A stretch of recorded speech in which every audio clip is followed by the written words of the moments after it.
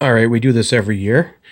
Everyone says that the SEC is the best conference, and the playoff committee is ranking 2-loss SEC teams ahead of 1-loss other schools. So we're going to look at how the SEC has fared against other power schools so far this year. There you see them on the left: Texas, A&M, Georgia, Tennessee, Alabama, Ole Miss, South Carolina, Missouri, LSU, Vandy, Arkansas, Florida, Oklahoma, Auburn, Kentucky, and Mississippi State. And we've got wins, we've got losses, and we've got pending. And if you take a close look, you're going to see the SEC is 9-6 so far against power schools, with 4 more pending. And, well, let's look and see. Texas beat Michigan. Texas A&M lost to Notre Dame. Georgia beat Clemson. Still to come, Georgia Tech. Tennessee beat North Carolina. Alabama beat Wisconsin. Ole Miss beat Wake Forest. South Carolina will play Clemson. Missouri beat Boston College. LSU lost to Southern Cal. Vanderbilt beat Virginia Tech. Arkansas lost to Oklahoma State. Florida beat Central Florida and lost to Miami, and still has Florida State to come. Major kudos to the Gators for booking 3 out of their 4 non-conference games against power schools. Usually you see a bunch of cupcakes here. Oklahoma beat Houston. Auburn lost to Cal. Kentucky will play Louisville. Mississippi State lost to Arizona State. Now, if you want to get really, really technical, Houston and Central Florida are just recent additions to the power environment. One could easily argue that they are not necessarily powerful yet, and you could discount those two. So you can make an argument that they're basically 7-6 against power schools. So is the SEC really better than all these other conferences? No, I don't think so. And what's going to happen in these final 4 games? Georgia will probably beat Georgia Tech. I'll take Clemson over South Carolina. I'll take Florida over Florida State, and I'll take Louisville over Kentucky. Yeah, I don't know. If they were that much better, it wouldn't be 9-6. It would be something like 10-2. And, I mean, I get it. These teams up here, Texas has 1 loss. A&M, Georgia, Tennessee, Bama, Ole Miss are all 2 losses. Everyone else is at least 3 losses or more. When it comes to playoffs, I guess that's the question, is these guys right here. How many of them deserve to get into the top 12 playoff spots? Do you take a 2-loss Ole Miss, a 2-loss Bama, Georgia, Tennessee, or do you put a 1-loss Brigham Young, a 1-loss Indiana, a 1-loss Ohio State, Penn State? Who else is there? That's another list. Here's my rankings right now, for what it's worth, which is really nothing. I value wins and losses a little more than the committee.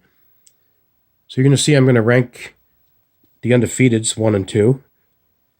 Army's not a power school, so they get ranked 20.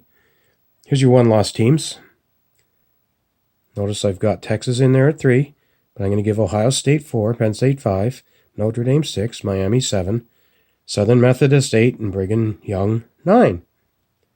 Does that necessarily mean Brigham Young can beat all those SEC teams? Well, maybe. Let's find out.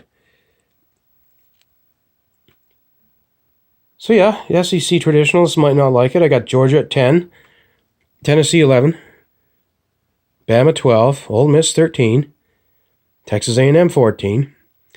You'll notice that all of my SEC 2-loss teams are ranked higher than all other 2-loss teams. Memphis, Tulane, Washington State, Iowa State, for example, Colorado, Arizona State. We won't even mention the Sun Belt and all those other people, but